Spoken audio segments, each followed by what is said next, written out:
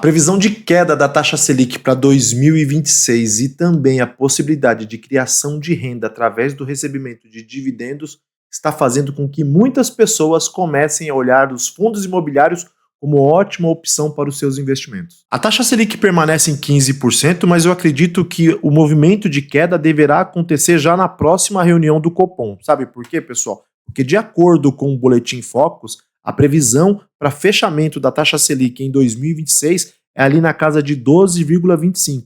São quase 3% de queda. É bastante queda, tá? Mas lembrando, né? Na próxima reunião já devemos ter algum tipo de corte. Ou ali 0,25, ou 0,50, ou até 0,75 pontos. Eu acredito ali no 0,50, se né, eles quiserem realmente chegar no final do ano em 12,25, certo? Para 2027, né, a expectativa é que 2027 finalize com uma Selic de 10,50. E o que tem a ver isso aqui com fundos imobiliários? Pessoal, é o seguinte, à medida que os juros de renda fixa ele vai ficando menos atrativo para os investidores, porque praticamente você coloca o seu dinheiro num CDB, num bancão, aí num banco tipo 1, certo? É onde praticamente você não tem risco nenhum e a liquidez ela é diária, né? As pessoas ficam mais resistentes a optar por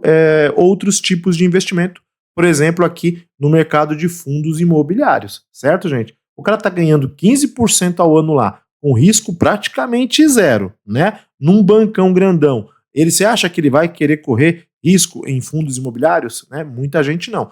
Eu gosto, né? A maioria, boa parte dos investidores gostam desse tipo de coisa aqui, certo, pessoal? Mas tem muita gente conservadora ainda no Brasil, tá?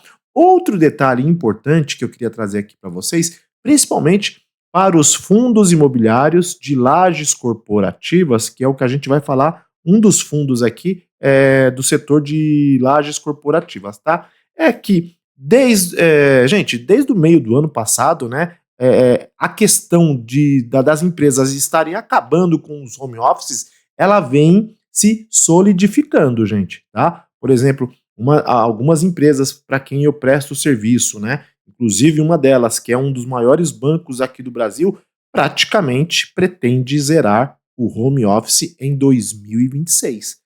Tá trazendo todo mundo de volta. E tem muita empresa nesse caminho aqui. Quer dizer que, né, muitos escritórios voltarão a ser locados aí, porque tem muito escritório vazio, gente. De verdade mesmo. Quer dizer, isso aqui pode ser interessante, principalmente para fundos imobiliários com foco em lajes corporativas. Então vamos lá. Os 3 fundos que eu vou trazer para vocês são 3 fundos de tijolo. Eu prefiro fundo de tijolo. Por quê, pessoal? Porque fundo de tijolo, geralmente, ele me entrega 2 tipos de ganhos que ficam um pouquinho melhores do que os fundos de papel. Nada contra fundo de papel, é só uma questão de preferência mesmo, tá? Eu já vou falar dos tipos de ganho que o fundo de tijolo me entrega melhor do que os de papéis, pelo menos aqui nos meus critérios, na minha avaliação, tá? Então vamos lá. XPLG11, um fundo de tijolo, como eu disse aqui para vocês. Setor logístico, indústria e galpões, certo, pessoal? Isso aqui é uma área que está crescendo demais. É só você andar pelas estradas por aí que você vai ver esses centros logísticos, né? Esses centros de distribuição sendo construídos a todo momento. Porque, gente, hoje em dia, né, com as entregas, com essas vendas pela internet, não é isso? Essas lojas, esses marketplaces aí, pessoal, isso aqui vem crescendo demais. Se a gente der uma olhadinha aqui embaixo, aqui, ó, por exemplo, eles aqui em São Paulo, ó, 7 imóveis, 3 no Rio de Janeiro, 2 no Rio Grande do Sul, 2 em Minas Gerais, 2 em Pernambuco e 1 em Santa Catarina. São Paulo, geralmente, é o que você vai sempre mais encontrar imóveis aqui. Mas dá uma olhada nisso aqui, pessoal. Especulativo Cajamar, Centro de Distribuição Americana, Centro de Distribuição Ribeirão Preto, certo? Cadê aqui, ó? CD Leroy, Especulativo Extrema, CD Renner. Gente, é muita gente aqui utilizando esses serviços. E isso aqui não vai parar, ó. CD Mercado Livre, que mais aqui, ó? CD Gravataí, certo? Então, isso aqui não para. Vamos falar aqui de alguns critérios. Gente, é o seguinte, tá? A primeira coisa que eu utilizo para compra dos meus fundos imobiliários não é o valor da cota, tá? O valor da cota, ele indifere, pessoal, tá? Porque, por exemplo, não muda nada você comprar uma cota de 102 reais aqui do fundo A ou você comprar 10 cotas de 10 reais do fundo B, certo? De repente, aquele fundo B, ele está te entregando muito mais dividendos, muito mais variação do valor, variação do valor da cota, certo? Tá? Às vezes está te entregando menos risco, ou o contrário, né? Ou pode ser que esse aqui esteja fazendo isso, certo? Então, o valor da cota não é o que eu olho, certo, pessoal? O que eu vou olhar? Eu criei uns critérios para poder fazer uma triagem aqui nos meus fundos. Primeiramente, patrimônio líquido, certo? Não é uma regra definitiva, mas principalmente para quem está começando, eu diria o seguinte: vai ali nos fundos que tem acima de R$ 1 bilhão de patrimônio líquido. Geralmente vai ser um fundo grande, certo? Com muitos cotistas, entrega mais segurança para a gente. Então, geralmente, eu começo por aí, pelo patrimônio líquido, tá? A segunda questão é, o valor da cota, ele está justo, certo? Ele está justo? Ele está muito alto? Ele está muito baixo? Porque também, se tiver muito baixo, se tiver muito descontado, eu também fico um pouco receoso, certo? Então, por exemplo, aqui eu gosto de comprar cotas que eu acredito que estejam ali com 20% de desconto e no máximo 5% de ágio, certo, pessoal? Tá? Entre 0,80 e 1,05, tá? No caso aqui, ele está 0,97, quer dizer, está dentro dos critérios que eu utilizo, certo? Olha isso aqui, gente, é o seguinte, ele é um fundo de tijolo. Fundos de tijolos, historicamente, eles pagam menos dividendos do que fundos de papéis, certo? Mas está pagando um dividendo acima de 9% ao ano. Geralmente nos fundos de tijolo, o cara pagou 9%, eu já não fico. Eu não acho ruim, não, pessoal. Lógico, se a gente conseguir um fundo aqui que está pagando 12%, 13%, melhor ainda. Mas olha só isso aqui, gente. A variação da cota. O que é isso aqui? A cota se valorizou 25% em 12 meses. Quer dizer, você está ganhando aqui no dividendo e está ganhando aqui na valorização da cota, certo? Tá? Vamos dar uma olhadinha aqui. Uma outra coisa também que eu gosto de utilizar, né, que eu gosto de avaliar, né, é se aquele fundo lá, ele está com uma alavancagem muito alta, certo? Se ele não estiver com uma alavancagem acima de 30%, eu também fico tranquilo. Eu não gosto de entrar em fundos que estão muito alavancados. A questão de vacância aqui, pessoal, quer dizer 4,6, quer dizer mais de 95% dos imóveis aqui desse fundo aqui estão alugados, certo? Número de cotistas, 334. Olha só, pessoal, eu falei patrimônio líquido acima de 1 bilhão, certo? Esse aqui, 4,22 bilhões, quer dizer, é muito dinheiro, 4 bilhões 220 milhões de reais. Quer dizer, sim, isso aqui é um fundão, tá? Isso aqui é um fundão. Então tá aqui, tá? Esse aqui é um dos ativos que eu consideraria colocar no meu portfólio. Ainda não tenho esse ativo dentro do meu portfólio, mas consideraria, certo? Vamos aqui para mais um outro aqui.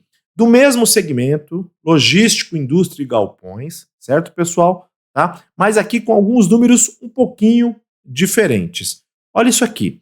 Um dividendo yield de 8,87%. O XPLG ali um pouquinho acima, né? 9,57%. Em compensação, a sua cota teve uma valorização de 44%. Acima de 44%. Uma outra coisa é que ele está bem descontado. Ele está bem descontado de verdade. 83%, quer dizer, perdão, né? Está com 17% de desconto.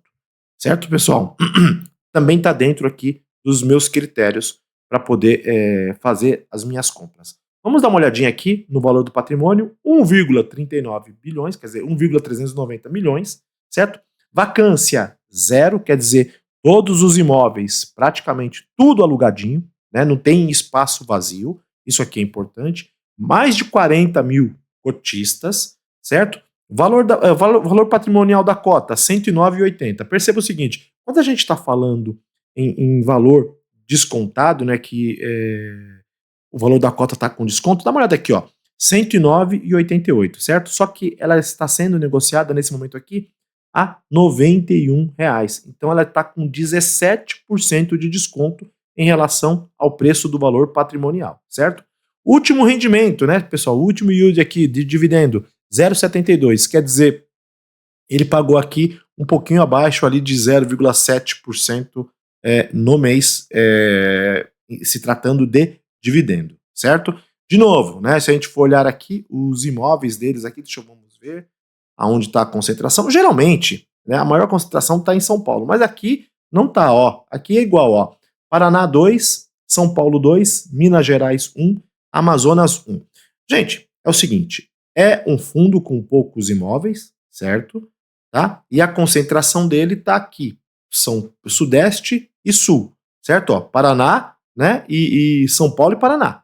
Beleza, gente? Então a concentração dele está aqui. Isso aí lógico, tendo São Paulo como um dos principais aqui, que é o mais normal que a gente vê, mas eu gostaria que ele fosse mais diversificado. Não é o caso, certo?